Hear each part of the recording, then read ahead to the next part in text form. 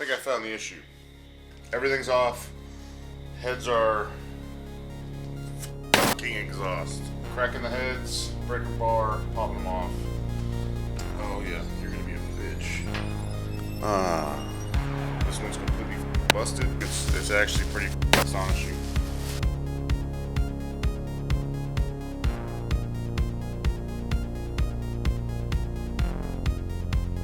Okay, here's where we're at. Got the rocker box covers taken off, the rocker box is taken off, carburetor, intake manifold, that's about it. Oh, of course, the gas tank's gone. If you have any desire to watch how all that's taken off, you can click up here. I'll put a link up there for the initial engine teardown doing this a couple years ago. Pretty good video. But for now, I'm just gonna pop this engine mount off, and then I'm gonna go ahead and crack the heads off. Again, the rear cylinder is the one that's having the issue. Not sure what the issue is, but probably gonna find out here in just a minute. So I'm gonna go ahead and time lapse through all this. Just these two bolts here. I'm not gonna bother with the top bolt. I don't think right now. Should be fine. You know what, I'll go ahead and take it off. All right, cracking it on.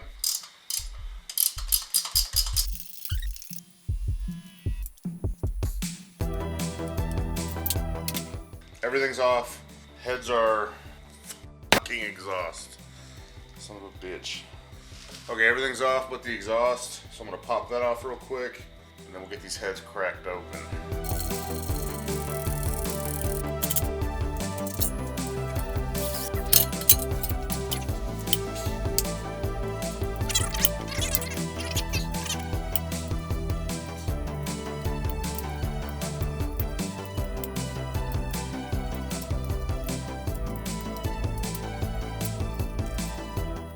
True cinematic fashion, I'm going to pull the front one off first so I know what right should look like, and because I don't really want to ruin my own surprise. So we're going to get this one off.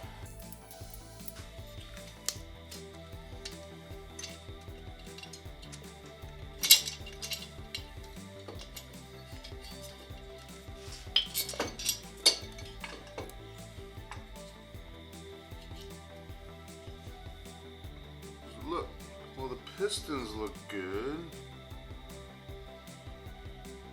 Yeah, the pistons look fine. The walls in this one look fine, so that's good. But then again, this isn't quite the one we're looking for. Alright, so this is the front head. Everything looks pretty good. Doesn't look like there's any blow-by from the head gasket. Looks pretty good. Looks like I definitely should have done these heads when I had the engine apart last time, because I feel like it's going to bite me in the ass now. But they need to get done. So now we're going to pop off the rear.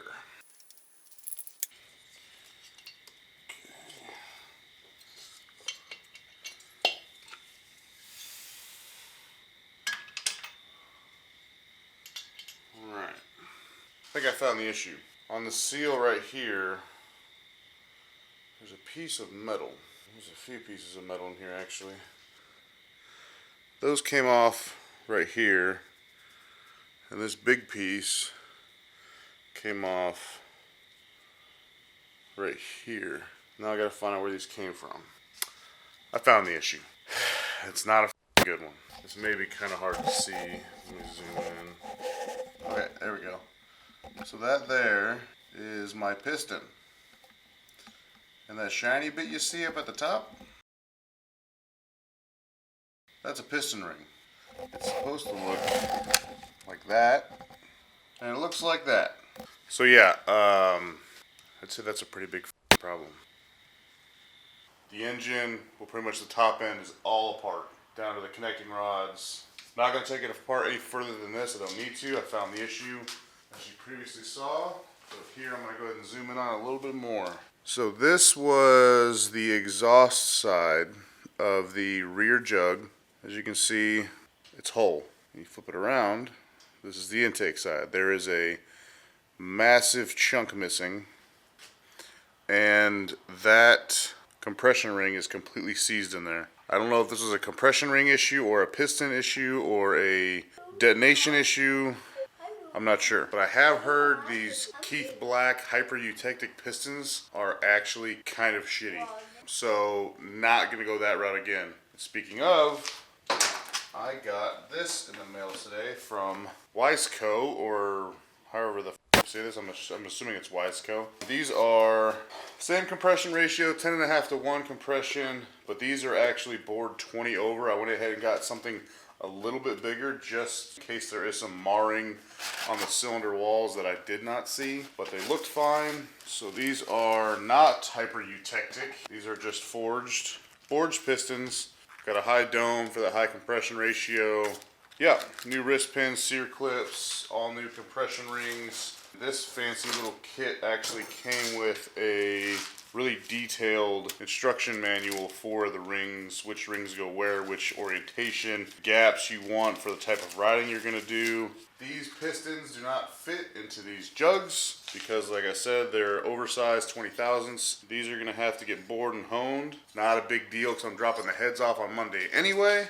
So the heads are getting done. They don't need to get done, but I feel like the heads may have been some of the issue with these pistons blowing, or this piston blowing, because the heads were completely bone stock and I had 10.5 to 1 compression ratio with a really high lift cam. So maybe it just wasn't getting enough exhaust out. I don't know. So this is the front piston. It's not too bad.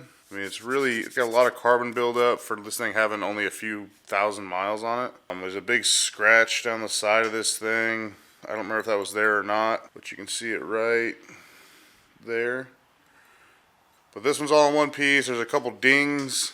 There's a couple dings in the sidewalls here. Don't know where the f those came from. This could have been something that happened when the other piston blew. I have no idea. I don't know how that would have happened, but you never know. So these are just basically going to be garage decorations now because this one's completely busted. And I went ahead and bought a whole upper gasket set. Go ahead and replace everything while it's off, not reuse anything. So yeah, next thing is going to be dropping the heads off, dropping the jugs off with the pistons to get everything fitted.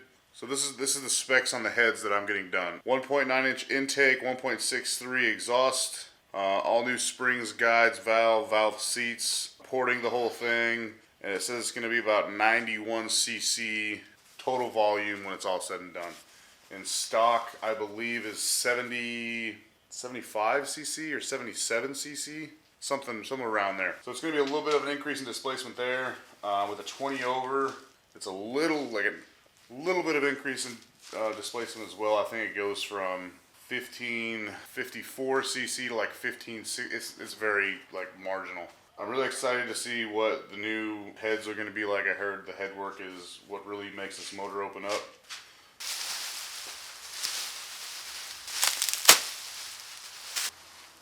Okay. Dropping the heads off and the jugs off to the machine shop today. I'm gonna get everything wrapped up so there's no issues in transporting. Luckily, local guy, so I don't have to worry about shipping because this shit would not be cheap to ship. And of course I have to take the new pistons with the jugs so they can be pretty much machined to fit. And I'm probably just going to go ahead and have them do the ring gapping just because I don't have that little fancy tool to do it. I think getting the jugs done is only going to be another, I think $100 or so. It's not much. Pretty much a pretty standard operation to do here. Those. Yeah, the walls in here are actually in really good shape despite there being actual pieces of piston coming out of there. Yeah, they still have good hash marks in them. There's no dents or anything. It's actually pretty astonishing how there's not. But I get better safe than sorry. So I went ahead and ordered the 20 over pistons just to get that whole wall resurfaced. And you know, it adds a whole lot more displacement. I think it's like 2 cc or some shit. So that's that. Everything packed up. Heads, pistons, jugs. Should be all I need. So we're gonna hit the road.